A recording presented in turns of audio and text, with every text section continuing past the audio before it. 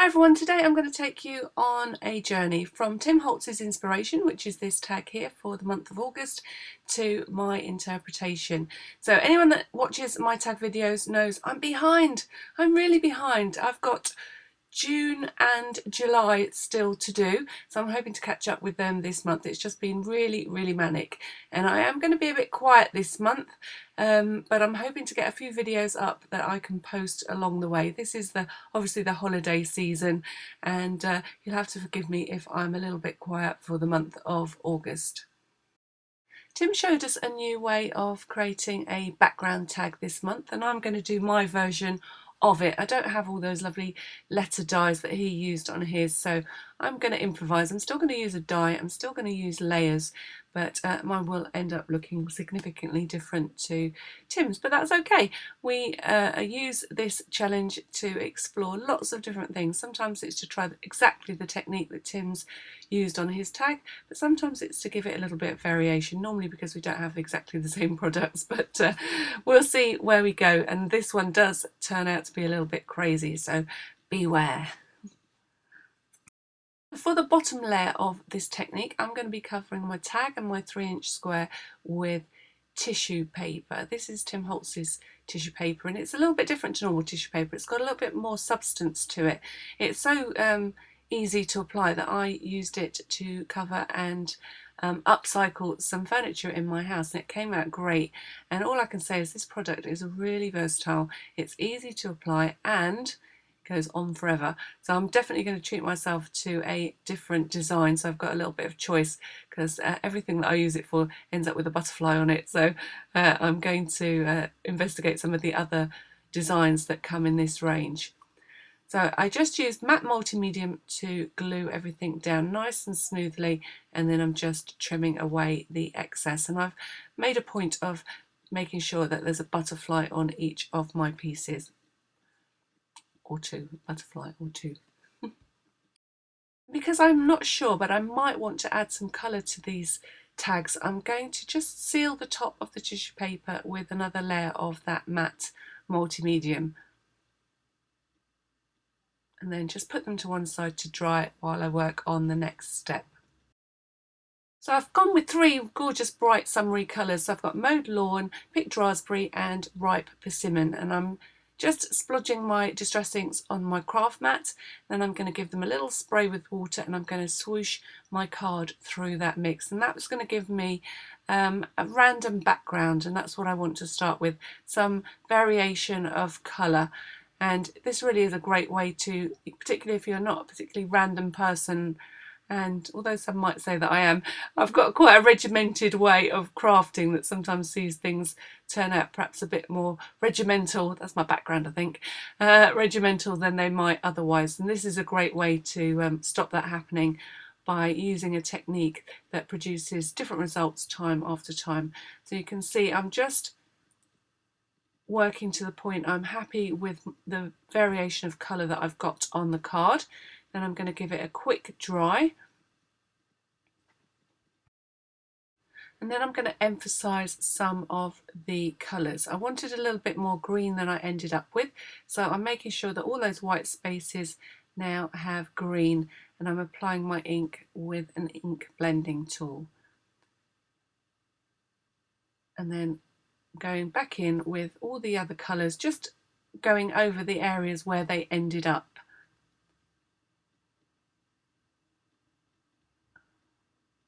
And that way I get a nice even mix of colour.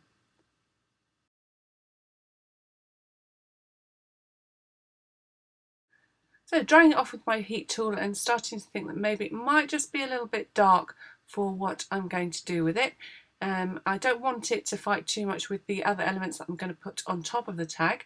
So if you've ever got a background and you want to knock it back a little bit, the product to use is gesso, and I'm creating a slightly watery gesso, and then again creating some more texture by coming in random directions, well, 2 directions actually, across the first piece of work. I'm working quickly because the inks underneath do react to water, and I don't want to turn the white that I've put on top into pink or peach.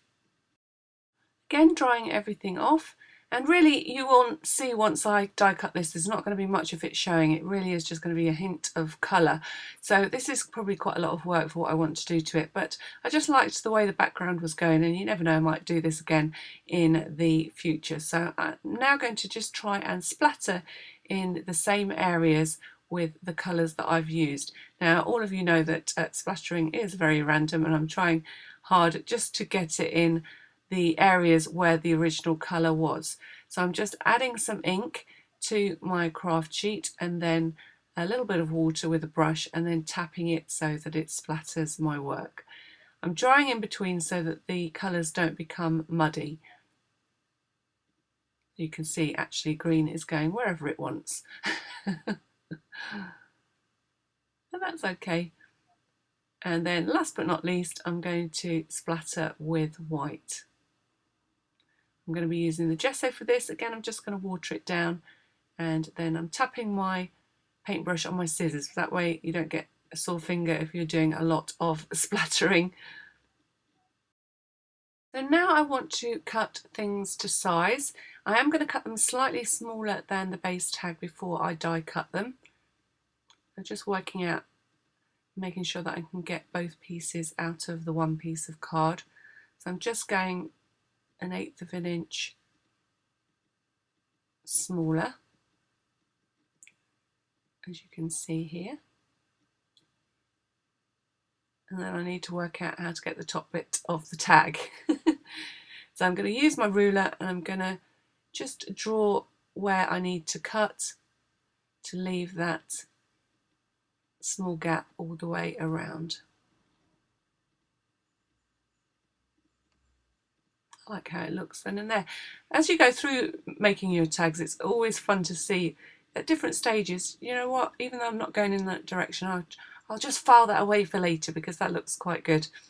So I liked the black and white background with the bright coloured topper of the tag.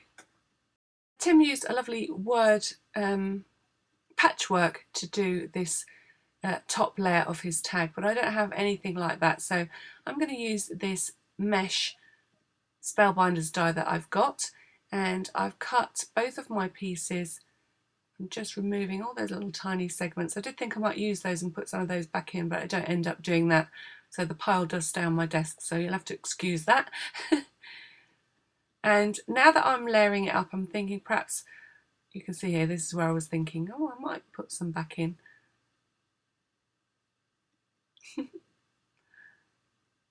And I'm thinking perhaps it's not quite dark enough and that the back tag is a little bit white.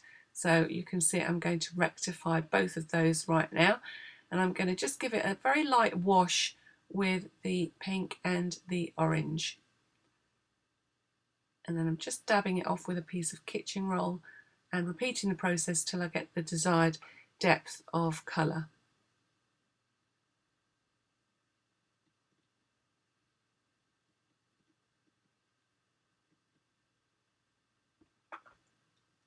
So I think I'm happy with that. So now I'm just coming back in. I'm not re-inking these pads, I'm just using the ones that I used earlier to create the background, and I'm just going over those areas of colour just to darken them slightly.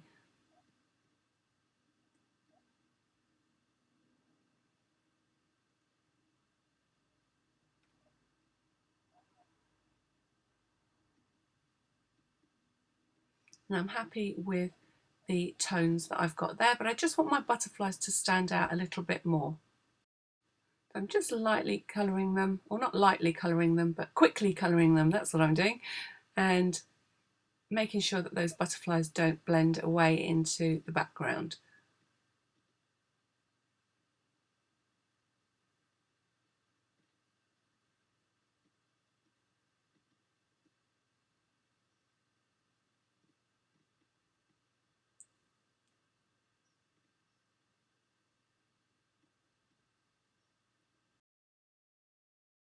Much happier with that, and then repeating that on the butterfly that's on my sampler square.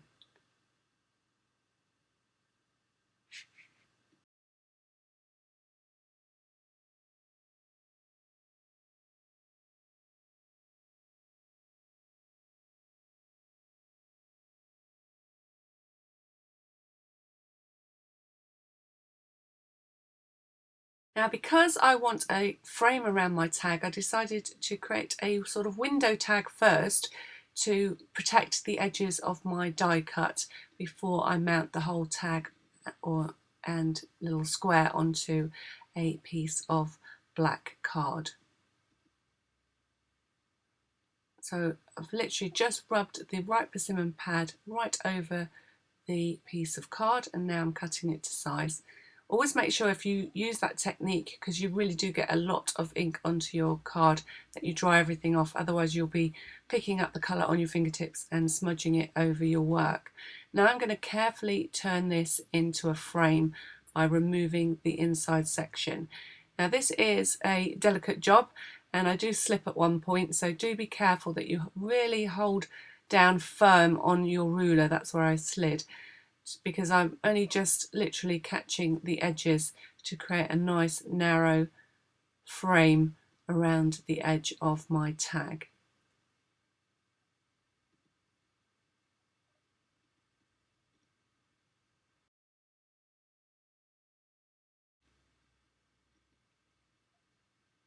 And you can see it just protects the edges of that trellis and brings the eye into the centre of the tag. So I'm just going to fix this with a little bit of tissue tape and push that piece back into position rather than cut it off, and then just trim away the excess tissue tape.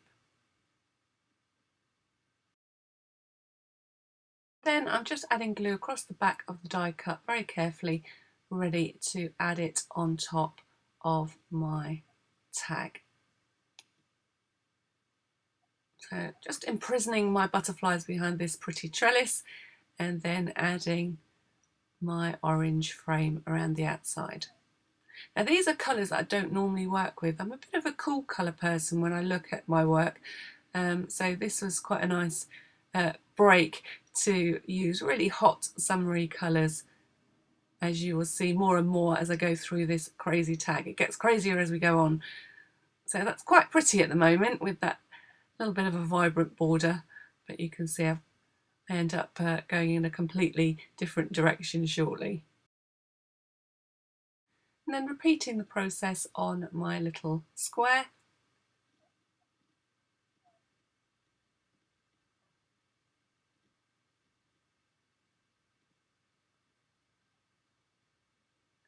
And we're ready for the next step.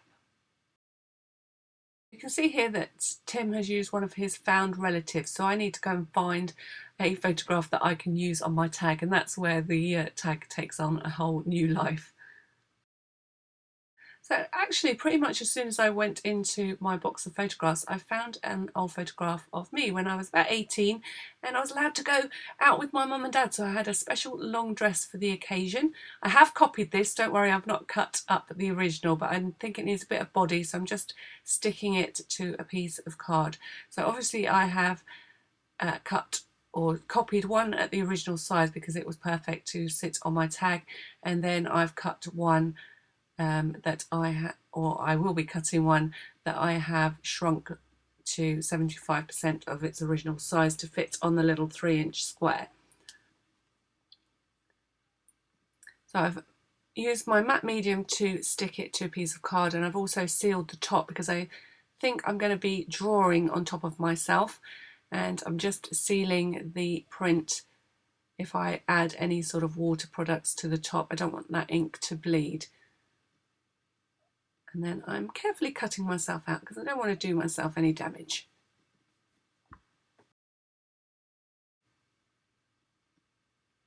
There we go, still looking quite pretty at this stage and not too wacky. I just need to cut my legs off a bit to make myself fit onto the 3-inch square. So I'm just stitching around the edge of my tag and my little square with some black thread. And then I always make sure that I add a little bit of glue to the back of the thread because it's not the best machine to use in the world. It kind of does a chain stitch, so it has a tendency to come undone if you're not careful. So just finishing off the edges or the two ends of the stitches by tying them together and making sure that I've glued any threads that look a bit dodgy on the back before I attach the whole piece to a fine black frame. Then I'm going to repeat that process on my tag.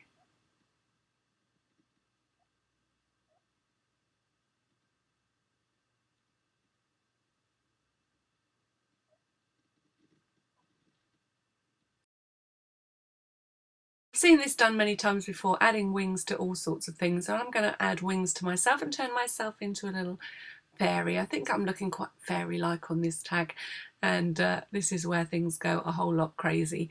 So I'm stamping some wings. Now the first set I stamp actually are only big enough for my 3-inch square, so you'll see I'll come back with a larger butterfly stamp and stamp a pair of wings for the larger tag.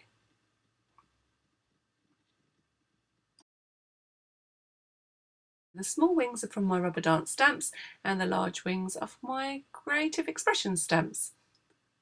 I'm using an archival ink to stamp them because I may well colour them, not sure yet. So I always like to give myself the option if I'm not sure where I'm going.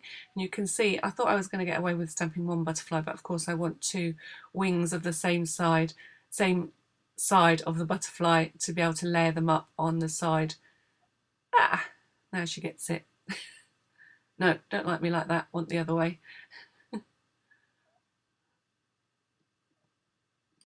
So deciding that I want really vibrant wings, I'm going to colour them much like I did on the tissue paper, and making sure, just in case the backs show, that I colour the backs of the wings as well. So sticking to the orange and pink,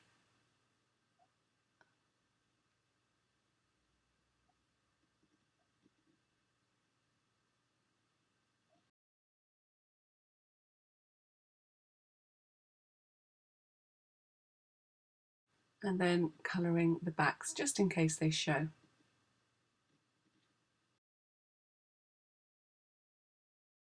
Now because I want to give this a sketchy look, so I'm using really my photograph as a base, I'm just sort of lightening my picture slightly by adding a wash of gesso.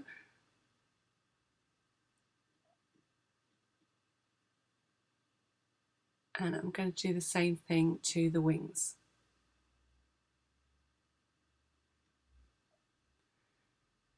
And it has the added effect that when I sketch on top of this, the sketching will stand out against the bright background.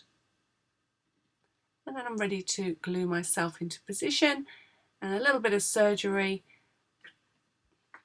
and some foam pads, and voila, I've got a pair of wings. If only it was that easy. And repeating the process on the smaller square. So don't forget to make sure everything's dry before you begin any sketching. So starting out by adding a shadow all the way around my image. So I'm just using a grey Pick pen, and because I've got all those layers of gesso, I can just smudge that colour out just to give me a little bit of a 3-dimensional effect. It just pops me forward slightly from the tag. And then I'm going to get out my black pen when I can find one that works.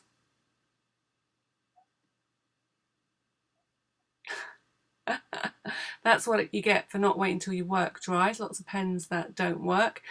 And it's quite expensive really. You think I'd learn, but I just got this habit of brushing things, and I should really make sure everything is dry. And then I'm just going to sketch over me as if I've drawn me.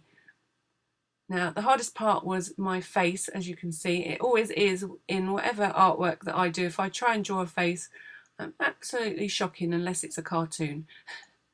So maybe I'll just try and make myself look like a cartoon.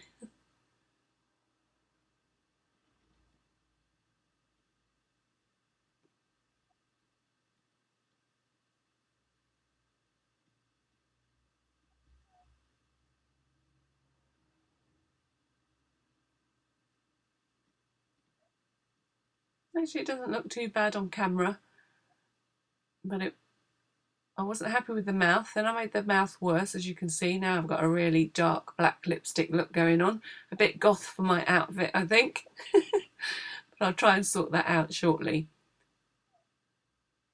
So just bringing the two pieces together by adding the sketching.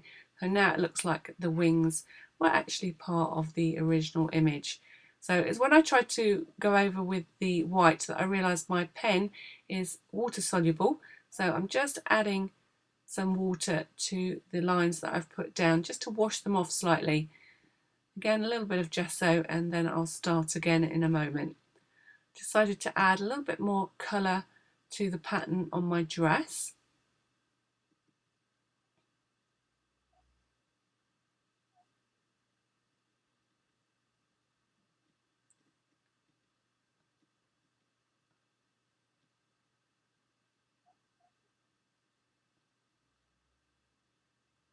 And some white highlights.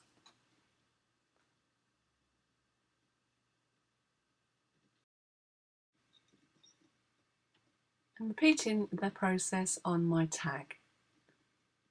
I think I'm a little bit happier with the face, not completely 100%, but it's not too bad from a distance. So I've coloured up some more pieces of card. I'm using the little pieces that I cut out of the centres of my tags to punch some orange flowers. I've also coloured up a piece of card with the pink and a piece of card with the green. So I'm going to have pink and orange flowers, and I'm going to have some green leaves. Again, going with the sketching idea, I'm going to sketch around each of my flowers and along some of those fern-like leaves. So I'm making them look like I've drawn them, and then I'm just pushing them into my hand to shape them. And the fern is a little bit long, so I'm just pulling off the ends of the fern to make them the right size for these little flowers.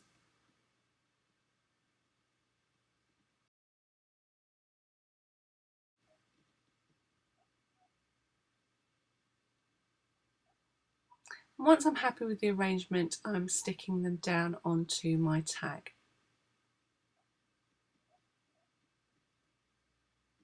I really like the look of these little sketched flowers. They turned out quite nicely, so they really do go with the fact that I've got the black line around the frame. I've sketched around myself, and now I've got some little sketched punched flowers. And then just tucking in the greenery just to bring that green back into the colour scheme, because it's faded out a little bit from the original three colours. And bringing in a little bit of white into those flowers to break them up a little bit, I found some teeny tiny pearls, and I'm going to add them to the centres of the flowers. So just adding my washer to the top of the tag. You can see the difference the white makes to the flowers straight away as I add the glue, but this glue will dry clear. And then I'm using a barbecue skewer just to help me get those little pearls in position. I've been a little bit generous with the glue, so just removing a little bit as I go along. And then I'm going to repeat that on the flowers on the little square.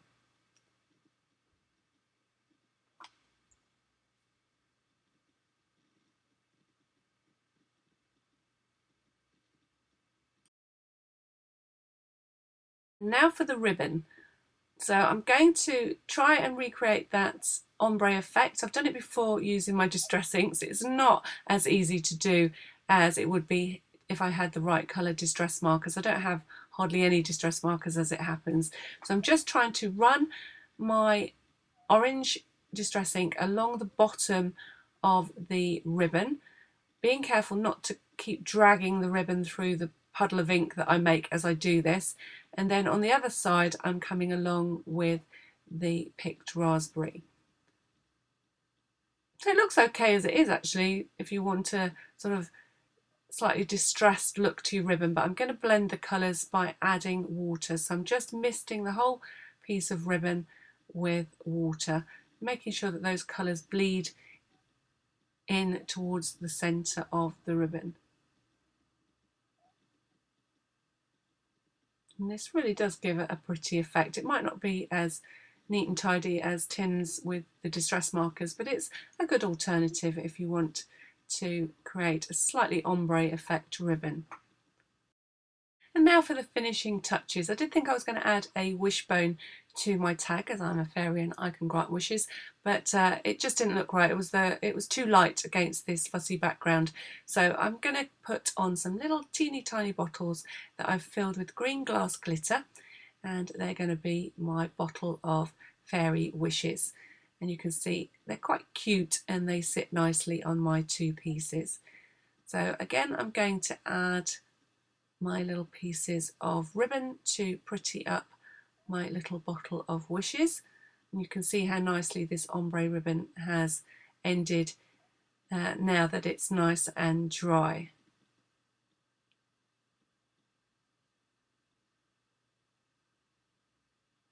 There's a cute little bottle of wishes. And the green goes nicely with just picking up that colour green and then carrying on the theme with the pink and orange ribbon.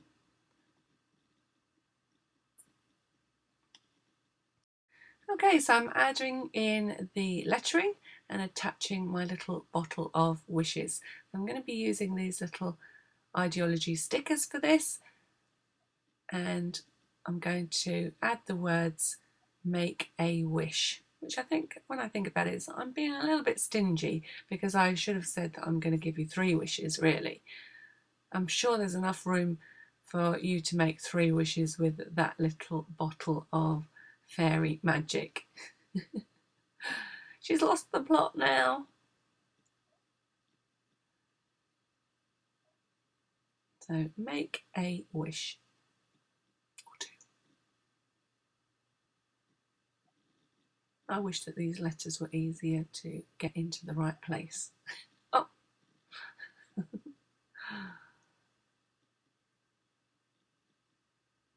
Come on.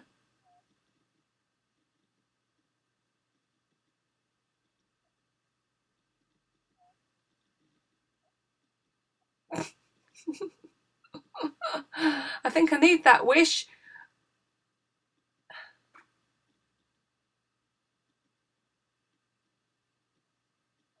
Now I decided to slow this caption down just so that I could show you a little bit more detail of how I'm going to put the ribbon together. It turned out to be quite funny, so I've left it on, and I'm going to attach my bottle with a little bit of hot glue. So before I do that, while the glue... No, I'm not. I'm going to do that now. Oh look, my glue guns. There we go. So just a little dot of glue on the back of the bottle will hold it into position. You could use silicone glue if you've got time to let it dry. And then I want to create a big fat fluffy bow on the top of my tag. So I'm just putting a length of ribbon through, and that's what I will secure my bow with. And then I'm wrapping my ribbon around my fingers 3 or 4 times, making sure that both ends end up in the middle of the loop, pinching that together off camera. You can see, here I go. And then I'm going to use this ribbon to tie it to the top of my tag. This is my most successful fluffy bow so far. I was really pleased with how this one turned out. So then I'm just fanning out each of the pieces of ribbon and then just trimming the ends of the tie ribbon to match the length of the bow.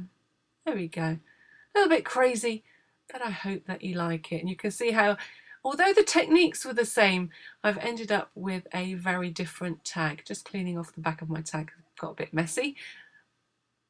And then, as always, I'm going to attach Tim's inspiration to the back of my tag, so I know where my journey started and you can see where my journey ended.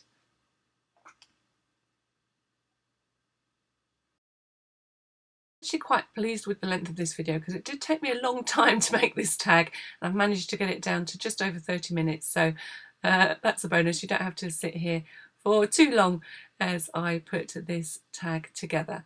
But I hope that I've given you a highlight of all the different techniques that I used to create this strangely beautiful tag. I hope you agree that it's got a little personality all of its own, and no fairy of course is complete without glitter, so I'm adding some sparkle to my wings and a little bit of sparkle to my dress.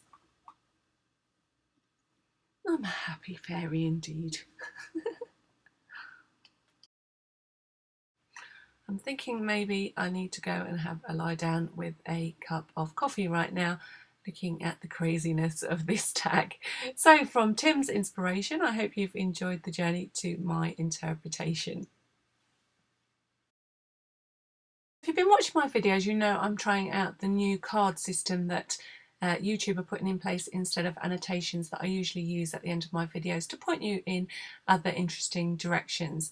So you will have noticed maybe that a little eye keeps popping up with a little notice at the top of my videos. I'm going to try and space them out throughout the video instead of all at the end, because they are very awkward to place at the end of the video without taking loads and loads of time to give them gaps in between.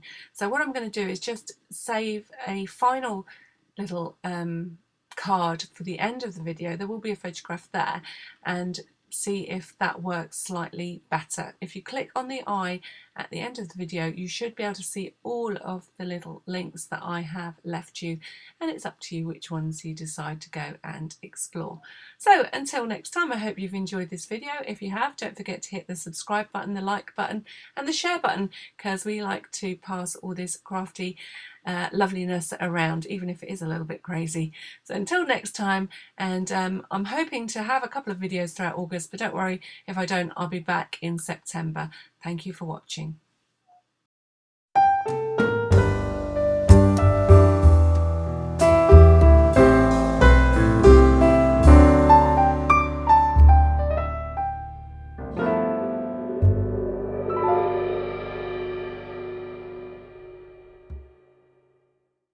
Okay, so when you look at your screen, you should see an eye at the top of your screen somewhere. Sometimes it's on the left, sometimes it's on the right, depending on what you are viewing your video on. But if you just move your cursor towards the top of the screen, or touch the top of the screen, you should see an eye. When you click on that eye, you know that you're going to get some links that your video creator, in this case me, has left for you to explore or enjoy.